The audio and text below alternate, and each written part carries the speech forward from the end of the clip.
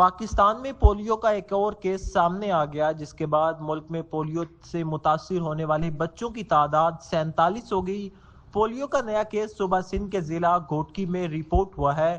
پاکستان انسداد polio programme کے مطابق رواں سال اسلام آباد میں پولیو کا ایک کیس، پنجاب میں 1، خیبر پختونخوا میں 9، سندھ میں 13 اور بلوچستان میں 23 کیسز رپورٹ ہوئے۔ جنوبی وزیرستان میں سیکیورٹی فورسز سے مقابلے میں 5 خارجی مارے گئے، جبکہ شرپسندوں سے بہادری سے لڑتے ہوئے 4 جوان شہید ہو گئے۔ فوج کے شعبہ تعلقات عامہ کے مطابق کرامہ میں سیکیورٹی فورسز اور خوراج کے درمیان جھڑپ ہوئی۔ فائرنگ کے تبادلے میں 5 خارجی ہلاک ہوئے۔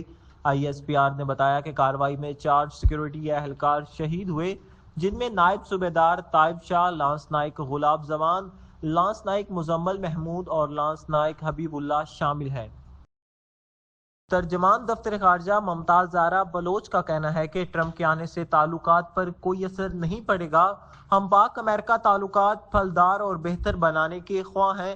تفصیلات کے مطابق ترجمان دفتر خارجہ ممتاز زہرا بلوچ نے ہفتہ وار میڈیا بریفنگ دیتے ہوئے کہا کہ صدر اور وزیر اعظم نے نومنتخب امریکی صدر ٹرمپ کو مبارکباد پیش کی۔ ہم پاک امریکہ تعلقات کو پھلدار اور بہتر بنانے کے خواہش مند ہیں۔